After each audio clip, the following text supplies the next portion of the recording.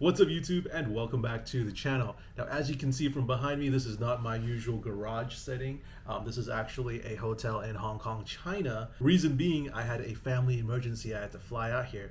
But due to Hong Kong COVID regulations, I do have to self-quarantine in a hotel for 2 weeks. Fortunately, everything is okay, so technically I'm just here hanging out right now. Thank you everybody for asking and your well wishes. So I don't have any new repair footage as of right now. However, since I've owned the Land Cruiser for roughly, 5 or 6 years, I've always wanted to share a little bit about ownership of a 100 series Land Cruiser, and since I've got nothing better to do, what better time than now?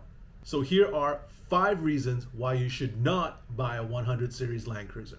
These aren't in any particular order, I just kind of threw them together as I went. Obviously there's going to be more reasons why you should not own a 100 series Land Cruiser that didn't make this list. However, this list is what I feel after 6 years of ownership. So, number 1, we've got the most obvious thing, which is gas mileage. A lot of viewers tell me that, hey, I'm planning to drive this thing to work, to school, drive it around, drive my family around, all that stuff, which is great, but you have to keep in mind that this thing is a V8. It weighs roughly, 5,000 pounds? It's not good on gas. I think the EPA estimate when this car was brand new, 20 years ago, roughly, was 13 city, 17 miles per gallon stock. And that only gets worse with age. If you plan to use it for overland, which I hope you are, you're going to be adding extra weight to the car.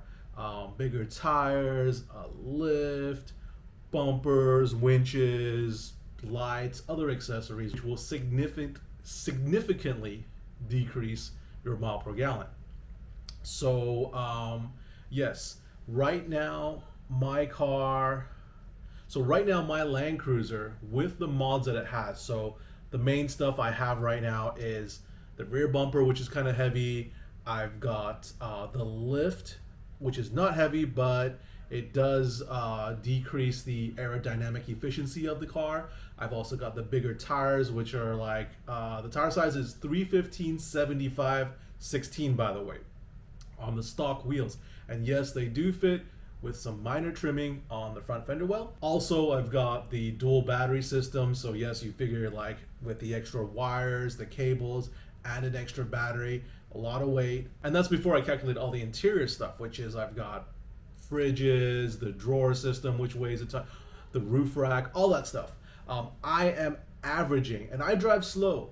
Mind you, I drive really slow. I have other cars that I drive fast, but the Land Cruiser I drive really, really slow.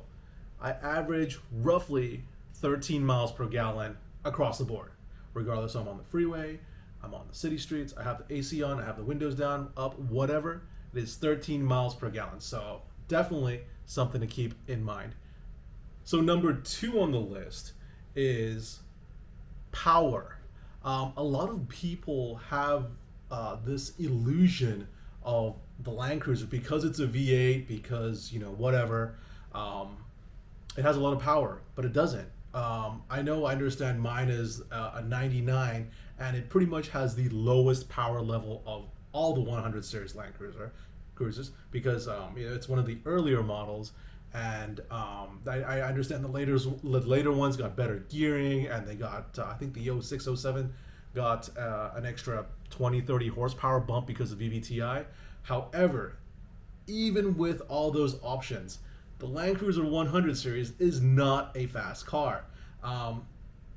Even if you have the little power button switched on, it only changes the shift points. The actual mapping for the vehicle is the same. They are indestructible, but they're not fast. There's actually a couple times where I tried to tow my RX-7 with the Land Cruiser, and it did not fare very well. It made it there, but it wasn't fast. It wasn't even speed limit. Like on the uphill on the Grapevine, I was probably doing, I don't know, the same speed as the semi trucks on the far right lane. So that is also one thing to keep in mind, that yes, it's a 4.7 V8, but no, it is not fast. It's not a Z06 Corvette. If they had the diesel version, this problem wouldn't be a problem. But hey, we live in America, so we don't have cool diesel options. Number three, we come to the rarity of the car. Now, the rarity of the car is, in some cases, a good thing because you want to be unique, you want to stand out, whatever. Fine, cool. But it also means that it's not a common car. It's harder to come by, and the resale prices have went up. I have been keeping an eye on the secondary used car market of Land Cruiser 100 series, and it seems like, actually not just 100 series, all overland vehicles have just skyrocketed. You've got the GX470 from Lexus, the first gen ones, those have gone through the roof as far as market value goes. Also, you've got the Forerunners, which also command like top dollar now. The 100 series Land Cruiser is not as crazy of a jump in price. However, I did see on, what was it, Bring a Trailer a month or so back, they were selling for like ridiculous amounts, upwards of like $30,000. Obviously, these cars are a lot cleaner than mine with a lot of lower mileage and all that stuff. But I mean, you're buying a 20-year-old car. I'm not going to pay like brand new Camry prices for a 20-year-old Land Cruiser. It's just, it doesn't make sense. Also, it's getting harder and harder now to find a clean one with decent miles. A lot of the cars you see right now are way over 200,000 miles. They've got rust issues, they've got previous accidents, they need a lot of maintenance work, whatever. Yeah, it is definitely getting harder and harder to find a clean, affordable 100 series Land Cruiser. So number 4 reason I wanted to talk about was the parts availability and cost.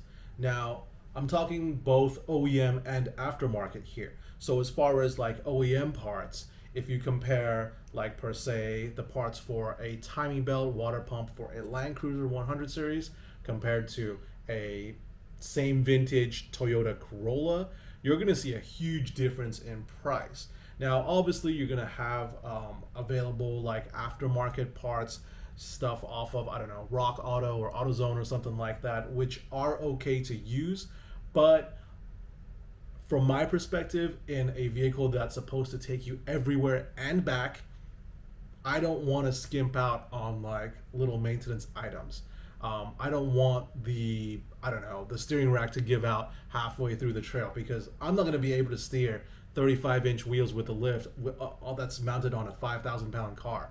So like the cost of parts is very high on the Land Cruiser. Now, as far as availability goes, there are not that many options. Like obviously you've got OEM, however, aftermarket, it's kind of slim pickings if you have a 100 series. It wasn't a very popular car, and especially if you're considering modifying your vehicle for off-roading or overlanding or whatever, the aftermarket support is nowhere near Jeeps or like Forerunners. So you go on, I don't know, what's that Instagram thing, Vilmont Market. They have tons and tons of stuff for 3rd gen, 4th gen, 5th gen Forerunners every single day. Like every part is bolt-on. If you needed a CB antenna radio bolt-on thing, they have it, they make it. Same thing for the Jeeps. Oh yeah, you need a light bar. Yeah, we make the brackets that bolt up to your JK or JL or whatever. However, on the 100 series Land Cruiser, you're more obviously there's less choice of parts to choose from. So like for me, like as far as roof racks goes, there's probably like 3 or 4 from the top companies. Where you compare it with a Jeep JK, they probably have 50. Plus they have China copies which are really cheap, and if you wanted to just have a metal bumper just to bang up a little bit, or some sliders, you can get them for like ridiculously cheap. For me, the ARB bumper, brand new, if I had bought it brand new, it would have been like 3 grand easily. Obviously, I'm not rich enough to buy a brand new, so I went the used route. I got lucky and I found one used. But yeah, so if you're planning to buy a 100 series for overlanding, you want to factor in the parts cost as well, because these guys sure add up real quick. So the fifth and final item that I can think of off the top of my head, and which is also a reason why you guys are watching my channel in the first place, is maintenance. On the 100 series Land Cruiser, yes, they are built to be indestructible, go forever, be able to take on any type of terrain, whatever. But you got to keep in mind that they are a 20-year-old vehicle, and wearable items on the car are worn out. So anything that is a wearable item will need to be changed right about now. At the 200,000 mile mark, you're going to be changing a lot of stuff out. You've got your timing belt, your valve cover gaskets, you've got your CV axles, your diff might be leaking and they need the seals to be replaced, your radiator is going to be cracking. So there is a lot of stuff that needs to be changed out, even though the Land Cruiser is one of the most reliable vehicles on the planet. Obviously, some of these jobs I've already tackled, and you can see videos to them. I'll link it in the description down below, or just check out my channel. You'll see a bunch of videos. Most stuff that I've done, as far as actually, I would think like more than 50% of my videos is of me fixing something on the Land Cruiser. I mean, that silly fuse box thing had me baffled for I don't know, a year or so, and once in a while it just wouldn't start, and later on I found out it was just, hey, it was a common issue. Yeah, the fuse box prongs, they just vibrate and they burn out and they don't contact anymore. You don't have your fuel injectors. But you know, stuff, this is like another main thing. If you plan to work on your own car, it might be a little bit better, because then you save a little bit on labor costs and you can apply the savings towards a more quality part. But if you're planning to buy this Land Cruiser and you don't have the tools to work on it, don't want to work on it, then it's going to cost you a lot. It's going to add up really, really quick. So that is my top 5 reasons on why you should not buy a Land Cruiser 100 series. Now, I know there are probably millions of other reasons why. Let me know in the comments down below on why you would not recommend someone to buy a 100 series Land Cruiser. And as always, if you haven't done so already, don't be shy. Make sure you go ahead and hit that like button. And for more Land Cruiser and Overland content, don't forget to subscribe. Thanks for watching.